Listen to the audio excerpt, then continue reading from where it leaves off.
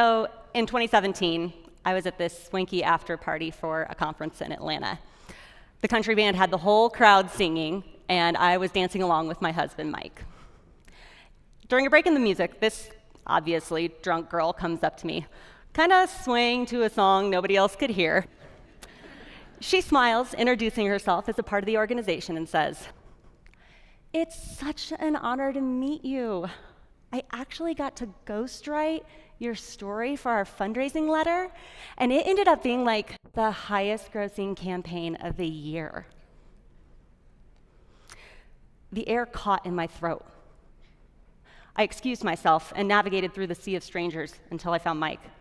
He immediately recognized the look on my face, and we left. I felt like I had been punched in the gut. This woman had just casually admitted how this organization had used me and my story without my permission for their own gain, their own political gain. That story actually began 11 years earlier, in 2006. I was 20 years old when I slid down the bathroom wall of our local police station, sobbing, "Mommy, I don't want to be this girl." I cried as I collapsed in her arms. That morning, a stranger had broken into my apartment, held me captive for 2 hours, and raped me. I had to lay there among my stuffed animals from my childhood, believing that was how I was going to die. What was the last thing I had said to my parents, to my brother, to my friends? I've heard the calls because I immediately called 911 when he left me alive. And it's the shrill scream begging officers to please hurry. It's me, but it's like it's someone totally else, totally different. In the months that followed, I suffered panic attacks, PTSD, depression, and seizures. I slept in between my parents like a 5-year-old scared of the monsters under her bed. But my case is atypical because they caught him. He was convicted at a jury trial and sentenced to prison. And that's something that only happens about 6 out of every 1,000 sexual assaults in the United States. Yeah. When I decided to publicly release my identity, it was for a simple purpose that has always remained the same. I didn't care if people remembered my name.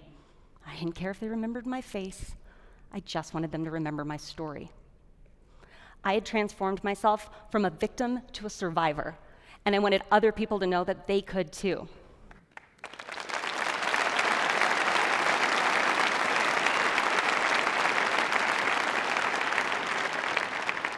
So I started speaking out to basically whoever would listen. It's like free therapy, amazing. But what was great is that I was comfortable and I'd share my story when I felt like I was able to maintain ownership over my narrative. I was treated with dignity, I was treated with respect, and then in 2013, politics comes along like hold my beer. Growing up completely disengaged and apolitical, the idea of campaigns or lobbying made me want to puke. Oh, and debates? No freaking way. I hate debates, and yet I married a lawyer. Yeah, you can imagine what disagreements are like in our house. So you could say, getting me to participate beyond just casting my ballot each year took something pretty damn important: my personal safety. I'd taken safety courses and eventually applied for my concealed carry permit. Now, this wasn't a decision I took lightly. It took years of feeling educated and physically proficient enough with a firearm to make this choice. And besides, I wasn't doing it out of a fear of what could happen. I was carrying because I already knew. But when my home state of Colorado introduced legislation in 2013 to ban lawfully concealed firearms on our college campuses, as a grad student, it caused me to get up off of my couch and go down and sit in front of our state representatives.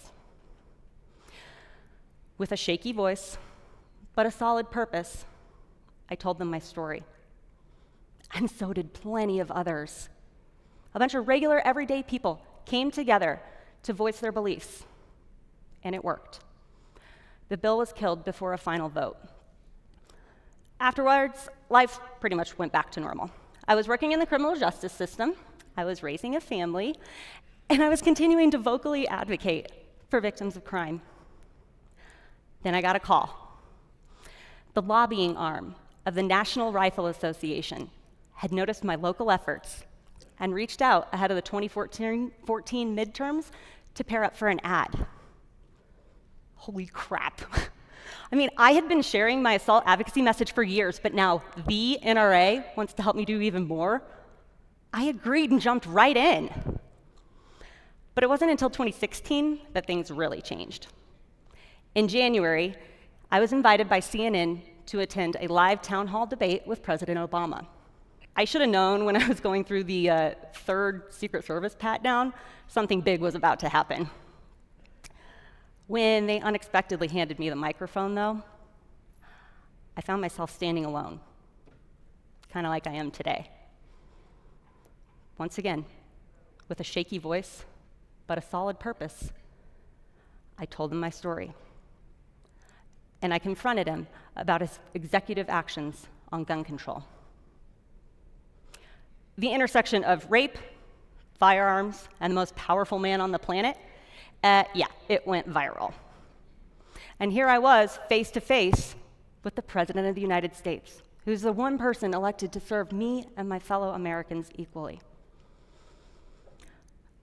When I got done, I had hundreds of text messages, and it was like it just blew up right away. My social media timelines were at odds. It was victim support versus Second Amendment support. You had people chiming in from all over the world, offering extreme praise or utter detest at my very existence. Seriously, there was no middle ground. Now, before I go any further, let me be clear. There are millions of people in this world who passionately believe in causes, who believe in listening to others with opposing views, who support those who need that support, and who just want to protect their families and their individual liberties. You guys, I met extraordinary and compassionate people from all walks of life. This isn't about them. This is about the select few at the top. Carly Fiorina said it best. Power concentrated is power abused. This is about the creative director who rewrote my political op-ed basically to sound polarizing when I intended it to bridge the political gap. When I asked why, he said, "We want those who love us to love us more, and those who hate us to hate us more." It's the public affairs director who kept pushing me to support their candidate despite my intense objections. He just kissed someone without their permission. You were violently raped. As if that made it any less appalling. It's the petite, blonde ad executive with the thick accent who was such a cheerleader until I started asking questions, threatening to end my career and chastising my concerns about my family's well-being because they weren't part of this arrangement.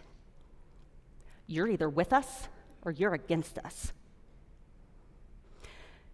It was a strategic use of my story, an incorrect version at that, in the wake of a mass murder on national television. I never gave my permission.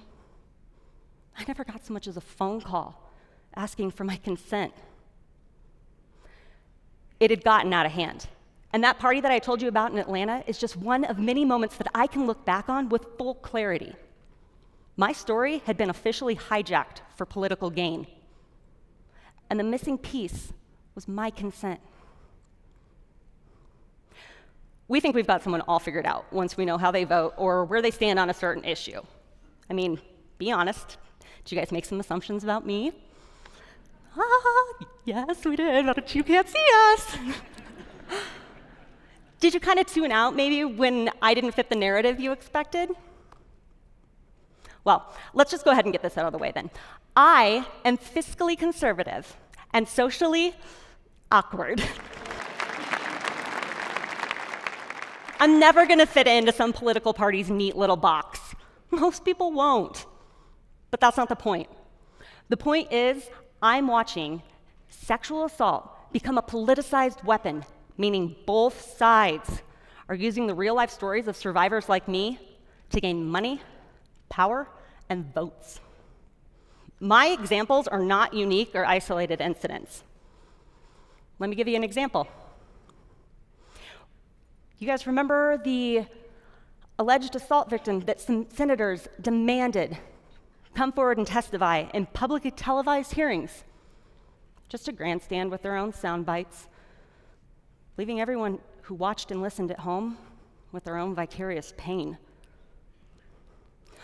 Or what about the time the highest sitting public official simply brushed off credible accusations of sexual assault?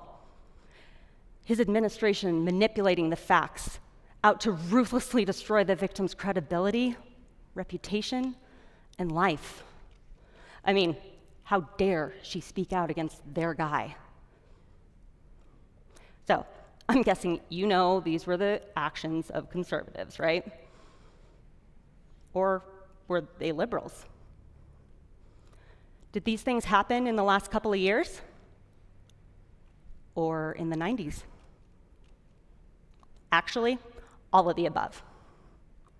If you're only interested in calling out one side while defending your own, it's time for a gut check. This culture won't get better if we are looking to lay blame based solely on how someone votes. I don't know who wins, but I'll tell you who loses. It's victims and survivors like me.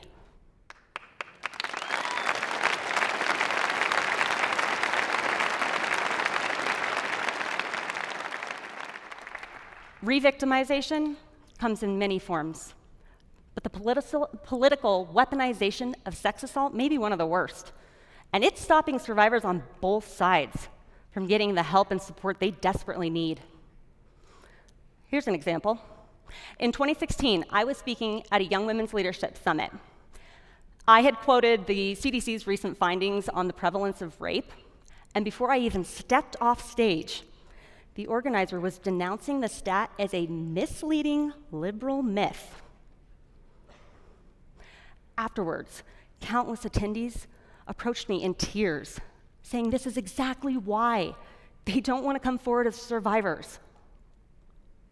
Somehow, internalizing their pain was better than being publicly vilified as accepting victimhood. Or another time, I was speaking on a Midwest college campus.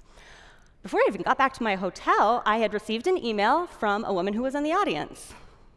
She said she was a senior and, as she put, an outspoken liberal. But after she was assaulted as a freshman, she had began training with a firearm for her safety.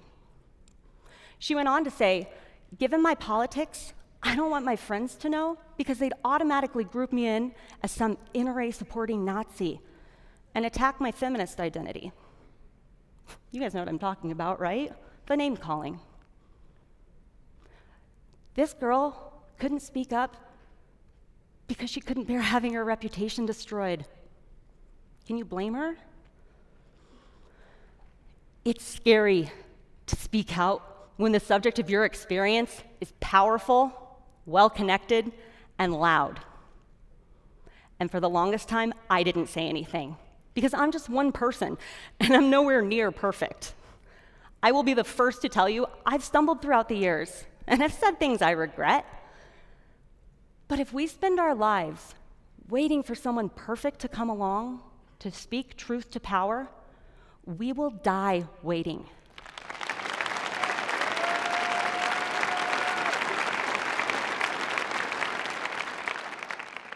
Look, we can all agree sexual violence is bad, right? Holding offenders accountable is one way that we make sure they don't create more victims.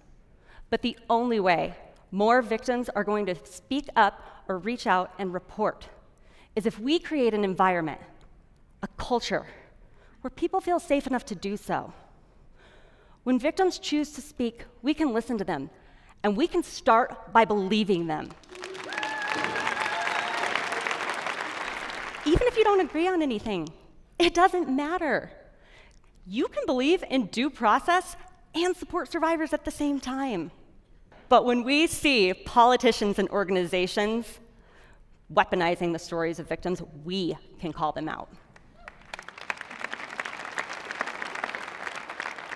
Because using someone's story to push forward your own agenda is wrong, no matter how gracefully it's done. We're not talking points. We're not pawns. We're people. And if it's not your story to share, don't.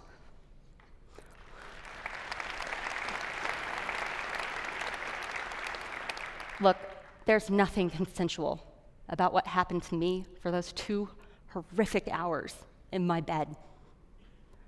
But there's also nothing consensual about stealing someone's narrative. Because sexual assault is not a political issue, and it never has been. It's a human rights issue, and we better start treating it that way. Thank you.